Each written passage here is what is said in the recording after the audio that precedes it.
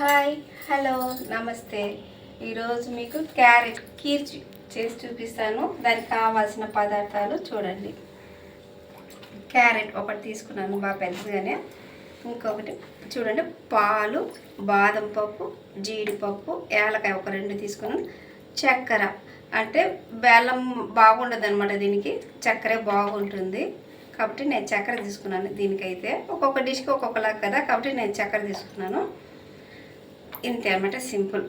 ఇప్పుడు ఈ క్యారెట్ని ఏం చేస్తామంటే చూడండి, స్టవ్ ఆన్ చేసుకునేసేయండి. కుక్కర్లో బాయిల్ చేద్దాం.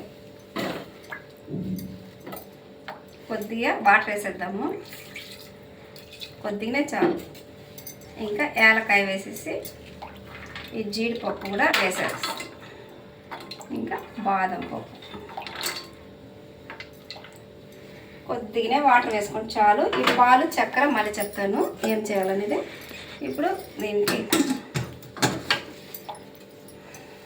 అంతే, ఇది ఒక విజిల్ వచ్చినా చాలు, ఒకటే చాలు, ఎక్కువ అవసరం లేదు. వెయిట్ చేద్దాం.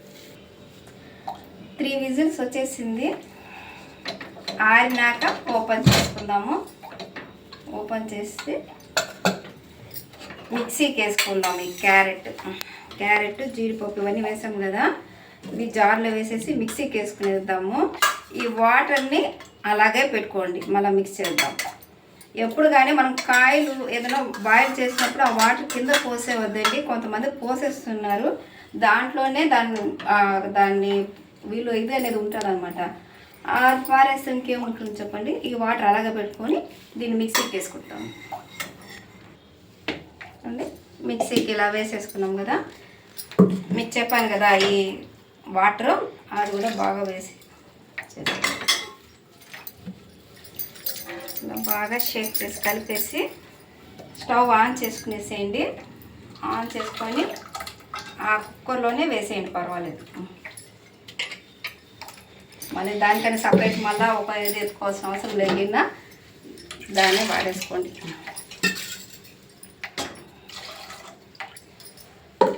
ఓకే, స్టవ్ ఆన్ చేసుకున్నారు కదా, దీంట్లోనే పాలు, చక్కెర చెప్పాను కదా, మీకు ఎంత కావాలో చక్కెర మీకు టేస్ట్ తగ్గేట్లాగా వేసుకోండి. ఇలా బాగా కొద్దిసేపు మరగనిద్దాము.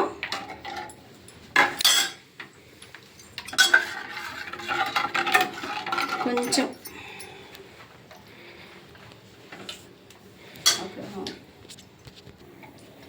చూడండి ఎంత బాగా ఇలా వస్తుంది కదా, ఇలా బాగా కలపెట్టేసుకోండి.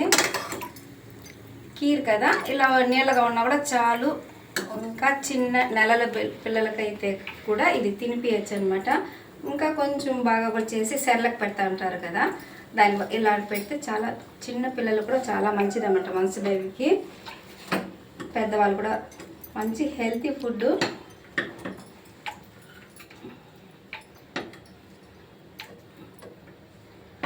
ఓకే, చూడండి కీర్ ఎంత మంచిదో, బాగా ఎమ్మీగా ఉంటుంది, టేస్ట్గా చేసుకొని తినండి అనమాట.